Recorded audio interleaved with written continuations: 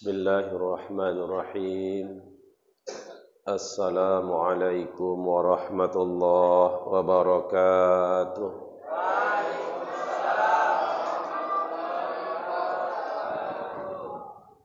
Alhamdulillahi rabbil alamin. Wa bihi nasta'inu ala umuri dunya waddin. Ashhadu an la ilaha illallah wahdahu la syarika lah. وأشهد أن محمدًا عبده ورسوله الذي لا نبي بعده اللهم صل على سيدنا محمد وعلى آله وصحبه أجمعين. Hadratul Muhtaramin yang sama kita hormati muliakan, yaitu kami memanggilnya Bapak Arif Sahpohan Opung. Beliau ini tidak asing bagi kita, dan saya selalu melakukan perjalanan bersama beliau, baik di Indonesia maupun di Saudi Arabia.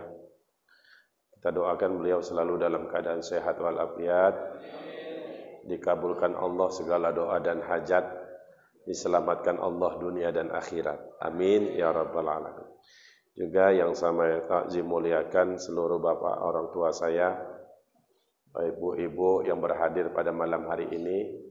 Mohon maaf harus duduk dulu sejenak, seyogianya kita bisa melanjutkan sholat witir dan istirahat.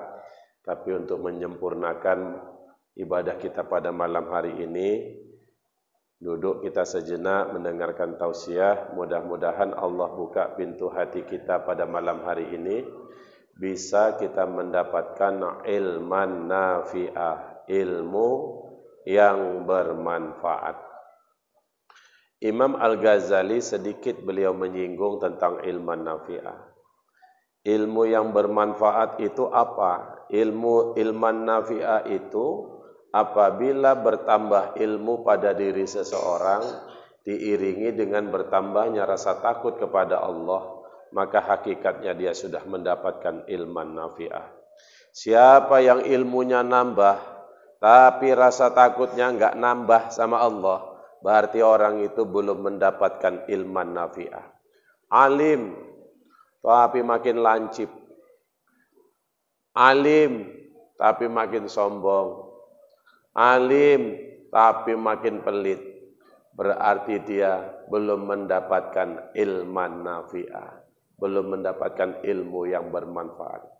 Bapak Ibu yang dimuliakan Allah, singkat kaji kita pada malam hari ini,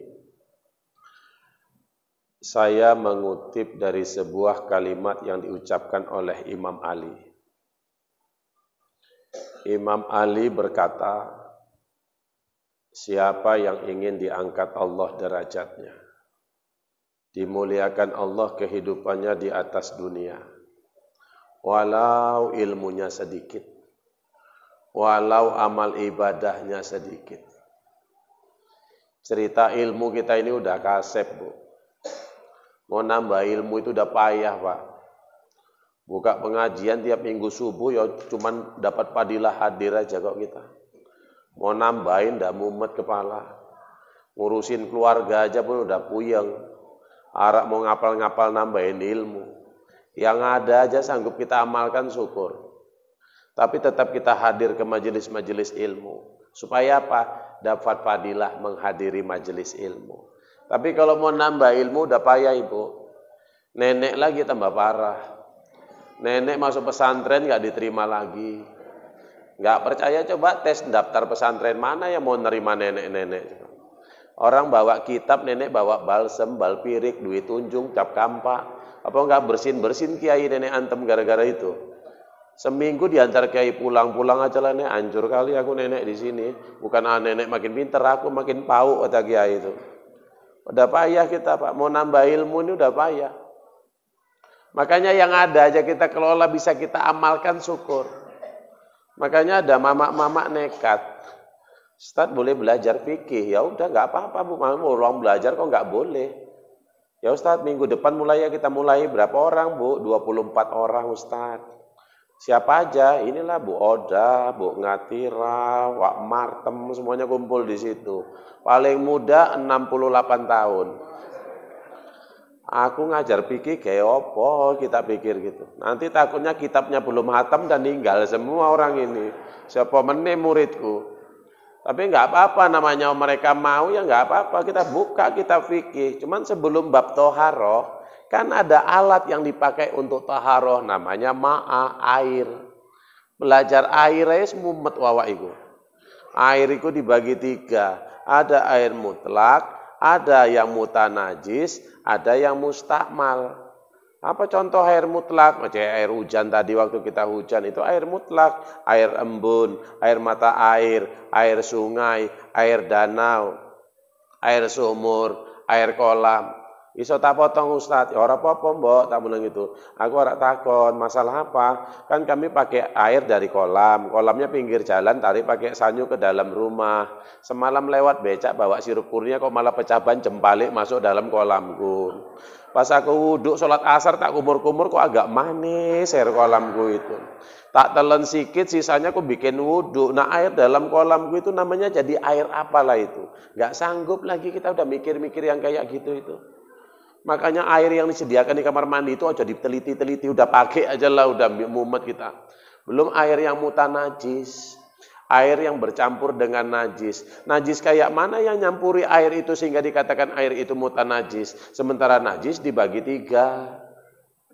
Ada najis berat, ada najis sedang, ada najis ringan. Najis yang mana masuk dalam air itu baru dikatakan air itu mutanajis. Berapa kulah banyak air, berapa najis yang masuk baru dikatakan air itu mutanajis. Nggak sanggup lagi kita. Kayak gitu kok ada yang motong pula lagi. Aku boleh nanya Ustadz, ya udah suka hati Bu, mau nanya, tak bilang kayak gitu. Gini Ustadz, ada tetanggaku kan orangnya non muslim, anjingnya 5 ekor. Yang 2 itu akrab kali sama kami. Maksudnya jinak Pak, jinak kok akrab pula kayak kawan nih. Tiap malam tidur di teras rumah kami. Kami senang rumah itu dijagain. Cuman masalahnya kalau pagi dia pulang ke rumahnya itu mesti meninggalkan kenangan indah 2 tumpuk. Nah kenang-kenangannya ini yang aku nggak seneng. Yang mau ditanya apa saja nih, tak bilang sama nenekku. Ngene lho Ustaz, anjing kan masuk sebagai najis yang berat. Terus kotorannya yang ada di teras rumahku itu harus wajib aku sama teras itu. Apa cukup boleh aku siram aja? Ayo. Yang masuk kaidah usul fikih anjing itu najis berat adalah yang melekat pada dirinya. Lah kenang-kenangannya tadi mbelek anjing itu kira-kira masih melekat apa udah ucul dari anjing? Wis ucul, berarti cukup disiram terasnya, nggak usah pala disama. Nak ngono ya cocok Ustaz, tak tambahilah anjing tonggoku menjogok ke omaku, kata dia. Ya coba pakai rencana lah. Nah cuman kita nggak sanggup lagi mau belajar ini. Belum lagi bab-bab makanan yang hewan boleh dimakan sama yang nggak boleh dimakan. Ada yang nanya, Ustadz, lakiku kan suka makan telur penyu. Loh iya. Dulu dia sering makan telur penyu. Nah hukum penyu itu sebenarnya apa Ustadz? Lah penyu itu dia memiliki insang Bu, karena hidupnya dalam air. Tapi diteliti dia juga memiliki katup paru-paru. Berarti dia bisa dalam air, bisa juga di darat. Binatang yang memiliki 2 katup itu berarti digolongkan binatang 2 alam. Makanya penyu itu haram dimakan. Yang jadi pertanyaanku, endoke kok halal? Lah bab endok beda kalau bab penyu. Nah aku sekarang takut endoke lah Ustadz. Nah kalau bab telur Bu, yang penting dia bukan dari binatang yang digolongkan najis. Penyu kan hanya diharamkan dimakan, tapi dia tidak digolongkan najis. Membab telur itu boleh dimakan kalau seimbang kuning sama putihnya. Lah telur penyu itu kuning sama putihnya imbang. Lah telur cecek kok nggak oleh Ustadz, nggak eneng kuningnya. Maka yang gue bengin nak bali Bu preksa segala endok nang omahku. Jadi ibu ngerti di sing iso dipangan, di sing iso nggak iso dipangan. Yang nggak bisa dimakan jangan dimakan, cukup dielus ae. Karena ini model ngenggone. Nah yang boleh dimakan, makan. Yang nggak boleh dimakan, jangan dimakan. Kayak yang telur cecek tadi, ya nggak usah dimakan, nggak usah kurang kerjaan. Nah, jemaah yang dimuliakan Allah, nggak sanggup lagi kita untuk menambah ilmu tuh nggak sanggup. Belum ilmu tauhid, ya kepala kita mumet. Kita udah yakin aja lah Allah tuh ada, buktinya ada alam ini, Allah kasih hujan, udah Allah yakin aja lah kita. Kalau mau neliti kita mau belajar kitabnya lagi, wis tua koyong ini ki Allah, ilmu nggak nambah, ubahnya nggak karu-karuan. Jadi alhamdulillah juga berkata Imam Ali, siapa yang mau diangkat Allah derajatnya, dimuliakan Allah kehidupannya di atas dunia, walau ilmunya sedikit, walau amal ibadahnya sedikit. Cerita amal ibadah yuk kita tambah parah. Ya saya sama Pak Arif kan ngalamin. Mama itu malam pertama Ramadan, malam Senin itu wah setel gayane. Aku terharu Ustaz. Gak pernah aku sholat tarawih nang Mekah iki. Mudah-mudahan aku malam ini bisa sholat tarawih. Alhamdulillah 4 malam kami di sana cuma 1 malam Ibu tuh sholat tarawih. Yang lainnya apa kena bongkongku Ustaz. Jam 11 baru balik pauk tenani mamiku katanya. Ya modelnya di sana 1 juz kok mau pulang jam 9 piye ceritane. Nggak sanggup kita Bu mau cerita ibadah, kita mau zikir aja. Maaf ini Pak, zikir itu siapa yang mengucapkan subhanallah, walhamdulillah, wala ilaha illallah, Allahu akbar. Itu ribuan malaikat Allah ciptakan untuk mendoakan orang yang mengucapkan tasbih itu.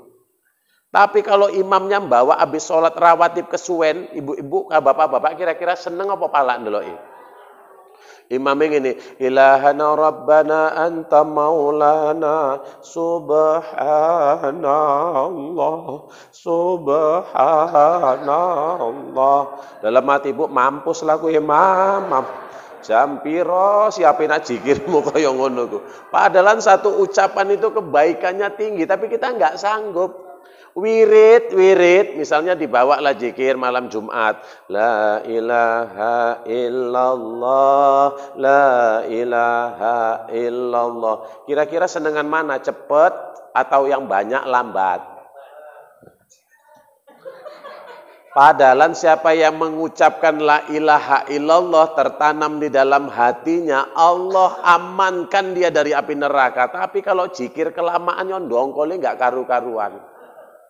La ilaha illallah, la ilaha illallah, ya Allah. Aku palak kalau wak daruh saya nggawa kayak ngono suwi kali, mesti sampai 100. Enakan lek Sukidi, nak Sukidi ku cepet ya ini 40 ae siap. La ilaha illallah, Pak Ari pun pauk kali ngapain lah dia dikongkon nggawa mau. La ilaha illallah garani suwi-suwi bali kaya ngene iki. Selak basi pula lontongi mampus sing duwe omah. La ilaha illallah. Merepet wawak itu. Padahal kalimat la ilaha illallah itu kalau kita tajamkan dalam hati ya Allah. Tapi kita memang nggak tahan ibadah kok. Nggak tahan kita Pak. Tarawih aja lah. Makanya imam jarang gemuk. Bingung imam itu. Baca panjang ceritain orang, baca pendek ceritain orang. Maka imam modelnya kaya wawak iku mau ya kurus-kurus ngono ae bingung dene ngarep. Coba baca panjang. Bismillahirrahmanirrahim. Dalam di belakang langsung ngomong mama lempar songkok mampus. Kok ya bismillahmu 16 meter kayak ngono iku. Wadduha wal laili idza saja. Terus bisik karo tanggane, bali wak yuk jijik aku lho imame. Salam masjid kita. Salam masjid. Besok bawa imam yang kenceng bacanya. Bismillahirrahmanirrahim. Alhamdulillahirabbil alamin arrahmanir rahim maliki yaumiddin iyyaka na'budu wa iyyaka nasta'in ihdinas siratal mustaqim. Dalam hati mampus lah pinggangku kaya ngene iki imam kok kebut-kebutan kaya pembalap liar ae kayak. Imam kenceng dibilang pembalap liar. Makanya kita ini ya serba salah, Pak. Ramadan dikasih setahun sekali kon tarawih koyo angel kali gitu loh. Padahal tiap hari doanya minta kaya. Giliran kon taat sama Allah bentar aja mau setahun sekali pulang setengah 10 kan nggak apa-apa ya kan. Setahun sekali, yang biasa pun menleng sampai 2:30 kok ya apa-apa. Aku ngerti, wonge teko, aku ngerti wonge teko. Gelem tak dudui ciri-cirine, gelem. Wonge enggak piro lemu. Teko wonge sing betah tenan menleng iku.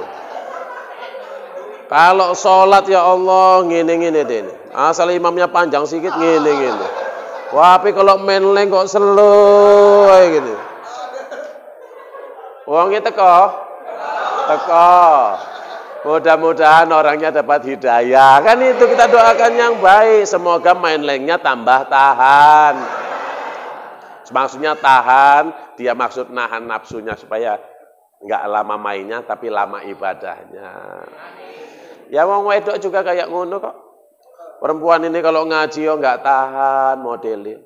Baca Quran, baca Iqra ing nguapi 4 kali. Iqra bismi rabbikal ladzi khalaq alladzi lamal bil khalaq sambil ngono. Tapi kalau ngerasani uang, udah dengar kabar Kak, siapa mince. Makanya ngene, aku nggak denger, makanya kok rajin kumpul sama kami. Loh kok bisa kayak gitu? Tiap malam dibawa lewat Sungai Sengkol kok nggak tahu. Model sing kaya ngono iku wonge teko, aku ngerti jilbabe belang-belang. Nah, tapi mudah-mudahan semua kita dikuatkan Allah untuk ibadah. Nah, apa kata Imam Ali singkat kaji kita malam hari ini? Pertama, orang yang ingin diangkat Allah derajatnya itu. Yang pertama, jangan bicara yang asal bikin orang marah atau marahin orang. Orangnya nggak suka marah, tapi ngeselin nggak wong marah. Kan enak model kayak ngono iku. Nah, ini jatuh derajat, Pak. Jaga ucapan. Kadang-kadang cuman gara-gara kolak pisang aja kok ya panjang ceritanya. Bikin kolak pisang.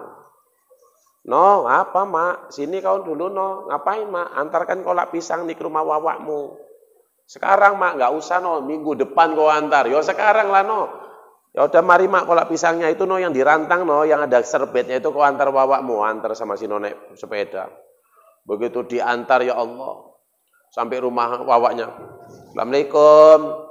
Pak, assalamualaikum. Waalaikumsalam. Siapa? Aku, Wak Nono. Ngapain no? Terkolak. Ya Allah, no siapa bikin kolak? Mama lah, Wak, mama. Ya Allah, rajin mamakmu ya no. Kadang-kadang, Wak, sekali-sekali rajin. Cak nengok no kolak pisangnya no, kok mamakmu kapan bikinnya no? Tadi pagi, Wak, dibuka sama wawaknya tadi. La ilaha illallah no, ini kolak pisang mamakmu no. Ya iyalah, Wak, punya mamakmu. Kok bening kali kayak gini no? Ya mana tahu aku, Wak, bening kali kayak gitu. Inilah mamakmu memang kebiasaan bedangkinya nggak karu-karuan. Orang bikin kolak pisangnya kok sanggup dia pakai kelapa separuh. Ini pasti santannya 4 kali peres santannya ini, makanya cair kali kayak gini. Nggak tahu aku, Wak, mamakmu dari dulu itu nggak berubah no. Selalu banyakan gula putih daripada gula merah. Makanya kayak ginilah kolak pisangnya. Mana tahu aku, Wak. Nah, diangkat pisangnya satu sama wawaknya. Mamak kau sebenarnya beli pisang apa pisang tumbang ini no? Ya belilah, Wak, mana punya pisang kami. Kok pucet kayak gini, mudah ini pisangnya no. Pasti pisang tumbang dikasih sama Pak Arif ini, aku rasa kena angin semalam. Enggak lah, Wak, mana tahu aku, Wak. Pulanglah si Nono tadi. Kalau suka makan, enggak suka diem. Enggak usah dikomentari. Ini kan dia enggak marah, cuman bikin orang marah kan, Pak. Pulanglah si No tadi mukanya agak cemberut, tanya sama mamanya. No, habis nganter kolak kok mukamu berubah kayak satria baja hitam gitu, no. Jijik aku mak nengok Wawa tuh. Kenapa rupanya Wawa? Ya Allah, habis kolak mama diceritain sama dia. Pertama aku sampai mak dibilangnya kolaknya itu enggak genap, bening kali kayak sayur bening. Mama pun tak kenapa, gula merahnya sedikit kali, banyakan gula putih, makanya kayak gitu warna jeplak kali warna kuahnya itu. Ya Allah, mak. Aku yang paling sakit ini mak, pas diangkat pisangnya itu kata Wawa kok pisang tumbang. Padahal mama beli tadi di Pekan Rebo. Ya Allah, no. Mama nggak nyangka no, gara-gara kolak pisang jadi panjang kayak gini no. Dulu Wawa kau itu bagus sekali orangnya, ikut marhaban latihan di Masjid At-Taqwa Sengkol. Tapi semenjak nikah sama mendeling dah jadi kayak gitu lah.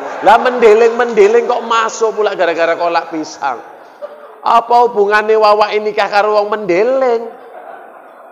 Tapi inilah mulut ini kadang-kadang nggak bagus, nggak bikin orang marah, ya marahin orang, jatuh derajat orang yang kayak gitu. Nah, singkat kaji yang kedua, orang yang ingin diangkat Allah derajatnya yang kedua adalah jangan suka berkeluh kesah.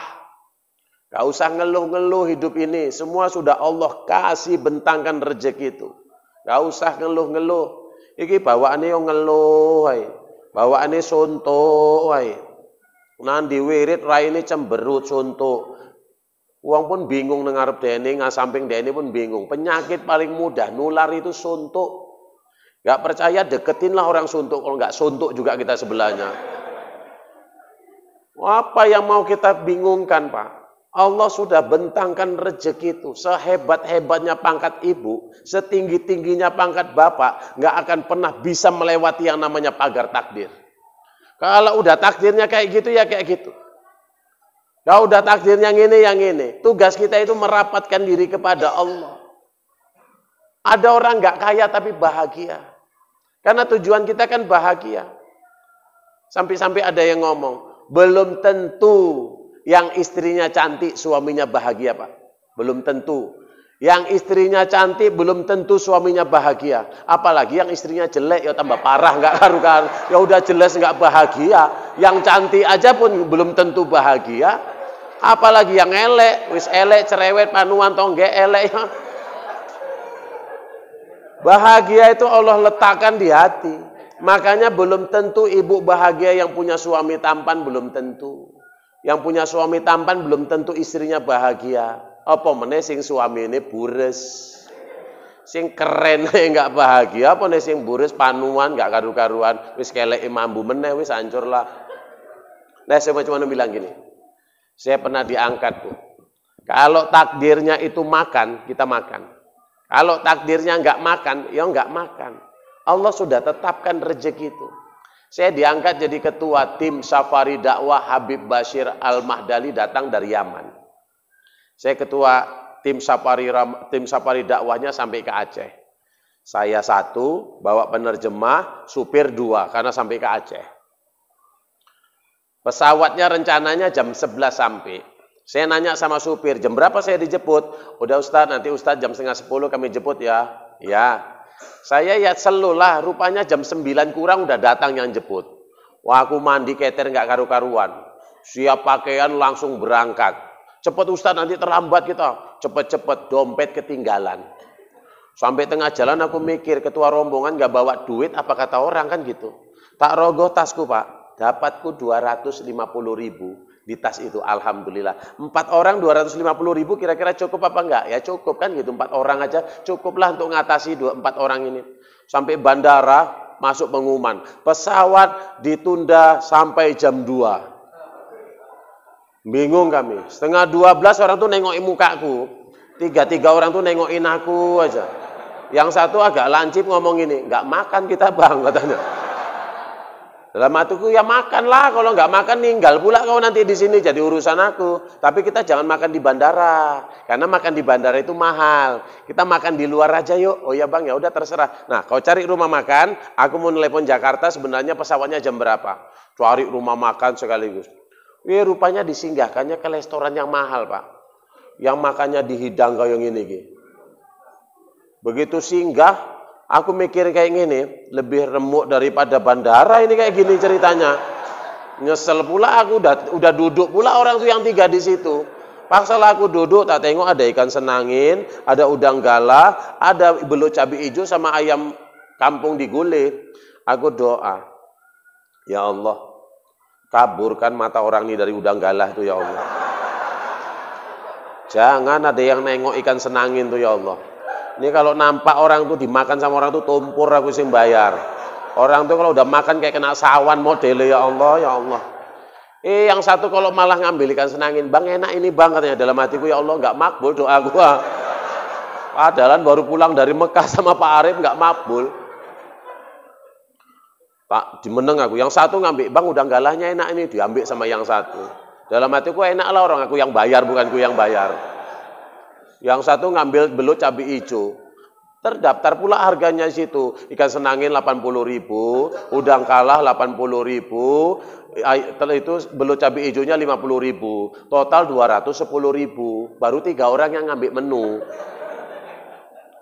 Yang satu lanci bibirnya, Dek bikinkan teh manis dingin lah 4 katanya. Nggak ada, aku suruh padalan lo. Kalikan 5.000 apa enggak 20.000? 210 tambah 20 apa enggak 230.000. Tinggal 20.000 duitku dalam kantong. Aku belum ngambil lauk, Bu. Aku mikir ini kalau aku ambil lebih, masa orang segagah aku harus ngutang di restoran. Apa kata dunia, kan kayak gitu. Terakhir aku ngambil ikan teri sama daun ubi tumbuk wae. Wah, ambil ikan teri sama daun ubi tumbuk aku makan, gitu. Walaupun tak rela aku telan juga. Orang tuh nanya, loh Ustadz kok makan itu? Aku udah biasa makan kayak gitu, aku ini aja. Ada dalam hatiku, kepalamu itu, temen itu. Kau nggak bayar, nggak mikir, ya aku yang bayar. Pas lagi makan, Bu, datanglah. Wah, datanglah orang yang, seorang pejabat. Datang pejabat, kenal pula sama saya. Ditepuknya bahu saya. Assalamualaikum Ustadz, katanya. Kaget, Waalaikumsalam Bang, saya bilang. Makannya Ustadz di sini. Oh iya Bang. Abang udah sampai? Iya, berapa orang? Berdua. Bang, duduk sini aja, nggak usah pisah meja. Sini aja Bang, satu meja aja kita makan Bang. Tambah medu, kursi lagi makan. Dek, kasih dek udang sama ikannya, taruh sini lagi. Dalam hatiku kalau mau hancur-hancur sekalian nih. Udah kadung remuk-remuk lah ngono, nggak karu-karuan aku iki. Palingan handphoneku ketinggalan ngono. Kalau memang nggak ada duit, tak telepon Pak Arif ae lah ngono. Makan semuanya, udah siap makan. Dek, sini Dek, totalkanlah ini berapa semuanya. Kalkulatornya gede gini. Wah, meja itu suwi kali gini. Rupanya baterai entek. Udah gitu, jangan disebutkan angkanya, kasih sini kertasnya. Saya yang bayar, saya ketua rombongannya. Begitu mau saya ambil bilnya itu, yang pejabat tadi ngomong, janganlah Ustadz. Dek, bawa sini Dek, jangan Ustadz itu, sama saya. Jangan Dek, jangan dengar. Saya yang bayar, saya ketua rombongannya. Gua tahu pejabat itu, Ustadz, kalau Ustadz yang bayar aku kualat. Jangan Ustadz bayar, aku yang bayar. Dalam hatiku siapa mau bayar, duitku pun nggak ada. Aku kan gaya aja. Wah, kan ngono. 7 kali 7, 49, setuju gak setuju, penting penampilan kan ngono. Begitu dibayarnya Bu, ya Allah, begitu dibayarnya, makan kami 6 orang dibayarnya itu hampir 1 juta. Sikit lagi berapa ribu lagi 1 juta. Begitu dibayar sama bapak itu, hampir netes air mata saya. Aku mikirnya kayak gini, kalau tahulah bakal dibayarin orang, itu ikan senanginnya aku ambil duluan gitu loh Pak. Tapi kan kita nggak bisa melewati pagar takdir, nggak tahu kita Pak. Kalau tahu udah galahnya aku ambil. Tapi karena kita nggak tahu, sehebat apapun kita nggak bisa kita melewati pagar takdir. Makanya nggak usah berkeluh kesah, nggak usah suntuk-suntuk. Rezeki ini mau apa lagi? Udah Allah bentang semuanya. Nggak usah dibanding-bandingkan. Enak jadi orang kaya, belum tentu orang kaya itu enak. Kita yang nengok enak. Ya Pak Arif iki mumet modele kok ngono kok. Jadi Bapak Ibu, mudah-mudahan Ramadan ini melatih hati kita. Menjadi hati yang qalbun salim. Banyakkan zikir, banyakkan sholawat, ibadah kepada Allah. Hiasi Ramadan ini, mudah-mudahan semua ibadah yang kita kerjakan itu menjadi irsadul qalbi, menjadi pembimbing hati kita. Orang yang sudah memiliki irsadul qalbi Bu, orangnya tenang, nggak banyak gerusa-gerusut, tenang. Orang mau ganti rumah dia ya tenang. Orang dapat rezeki dia tenang. Dia dapat rezeki pun tenang, nggak dapat rezeki pun tenang. Ini enggak, tetangga ini ganti kulkas, saya dia ini pasang kuyuk loro. Napa Wak kok iso ganti kulkas ya piye caritane iku. Besok ganti TV 52 inci dia tanpa kuyuk dikini. Sak untu-untune sakit. Kawannya ganti, tetangganya ganti kereta kok masuk rumah sakit deh ini. Ketahuan tetangganya ganti mobil kok malah ninggal, enggak ketahuan. Kan jadi orang hancur kali hatinya, Pak. Makanya Ramadan ini mudah-mudahan bisa nenteramkan hati kita. Ibu yakinkan sama Allah, ya Allah kalau tak kau rubah hatiku ini yang membolak-balik hati itu, aku tidak akan berubah ya Allah. Maka bentukanlah hatiku ini menjadi orang yang taat kepadamu. Tenang. Ini salah satu orang tetangga saya di saya Asahan. Dari dulu beliau tuh tenang aja. Beliau diusu dulu. Tenang aja. Yakin sama Allah. Allah yang nempatkan. Lama di saya Asahan kok malah tinggal di saya Sengkol sekarang ini. Karena Allah yang menggeser itu. Itu tetangga saya. Satu masjid kami dulu di Istiqomah di sana. Sama abang saya ini. Nah, mudah-mudahan berkah. Maaf saya tadi keterlambatan karena ada acara di Medan. Mudah-mudahan berkah bagi kita semua. Terima kasih atas perhatiannya. Mohon maaf saya atas segala kekurangan. Wabillahi taufik wal hidayah. Assalamualaikum warahmatullahi wabarakatuh.